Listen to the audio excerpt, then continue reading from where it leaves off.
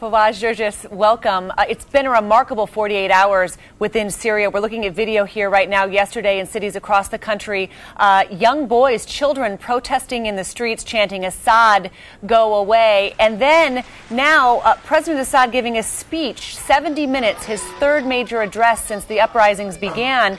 And he says there can be no development without stability and no reform through vandalism.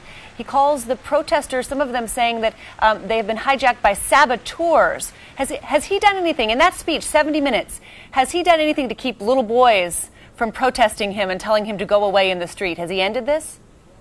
I doubt it very much. I think there is a huge trust deficit between the Assad regime and the people. And President Assad's major challenge was to win the trust of the people. So far, from everything that we have heard, in particular from the opposition, is that they do not buy the goods that he has offered. And certainly the 10,000 people who have fled to the border with Turkey, they don't buy it at all. I mean, he told them they could come home, that they don't need to be afraid of those vandals and saboteurs, that they should come.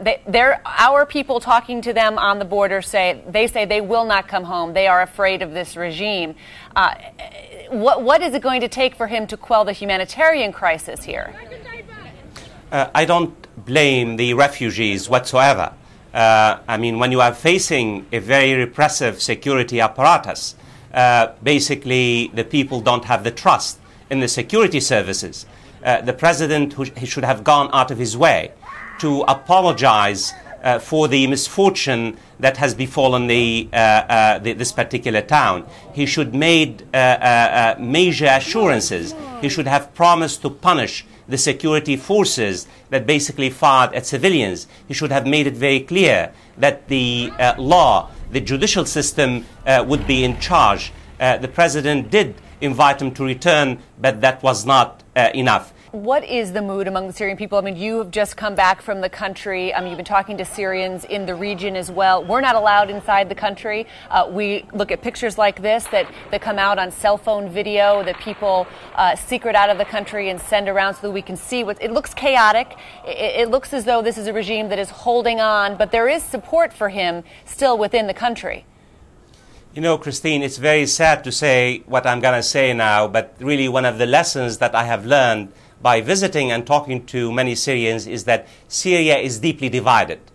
Syria is divided along socioeconomic terms, is divided along sectarian lines, and is divided along ideological lines. And again, I hope I am wrong, but the Syrian regime maintains and sustains a social base, a strong social base. You have millions of Syrians who still support the Syrian regime. Millions of Syrians are basically sitting out this particular uprising because they are terrified of the alternative. The Syrian regime not only has a social base of support, because they are beneficiaries of the regime. Economically, absolutely. I mean, remember, you have vested economic interests. It's not just about freedom. It's not just about sectarianism. It's not just about ideology. You have vested economic interest, and also you have real fears that people are terrified of the unknown. They're terrified of sectarianism, and Iraq, Christine, has done a great deal of damage, in particular in Lebanon and Syria. But the reality is, and this is why I think the odds are against the protesters in the short term and the medium term. There is no daylight between the security services and the army and the political leadership. When you look at 30 to 40% support from his people and the support of the army, you can see it goes to the whole inherent inconsistencies of American foreign policy, as the U.S. is trying to, as one White House person called it in a New Yorker magazine recently, leading from behind. Is the United States leading from behind on this issue, or is this the right tack for the U.S. to take with all of these other very different cases going on in the Middle East after the Arab Spring, as it turns into a long, hot summer, I guess? You know, Christine, this is really a new era.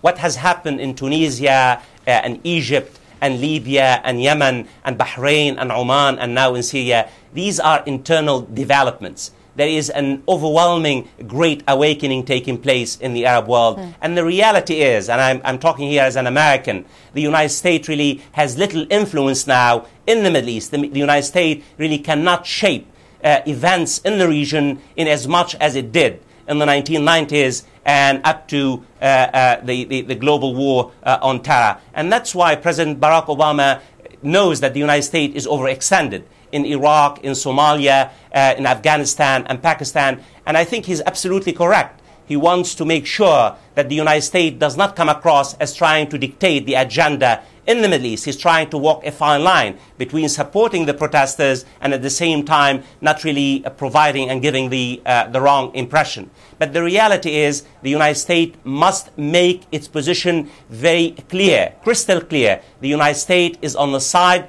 of the democratic forces that are trying to shape their history, to own their future. This is the only right position. It's a moral position, it's an ethical position, and it's a realist position, because America's interests lie not with dictators, as has been the case since the late 1940s, but with civil societies and also with young people who are trying to transform societies into open and pluralistic societies. Well, as you say, Fawaz Gerges, it will be the next few days which will be key to show whether Assad is really speaking to those young people and trying to really get them to believe him that he is a reformer. And we'll have to watch to see if the attacks on civilians cease. Fawaz Gerges, thank you so much.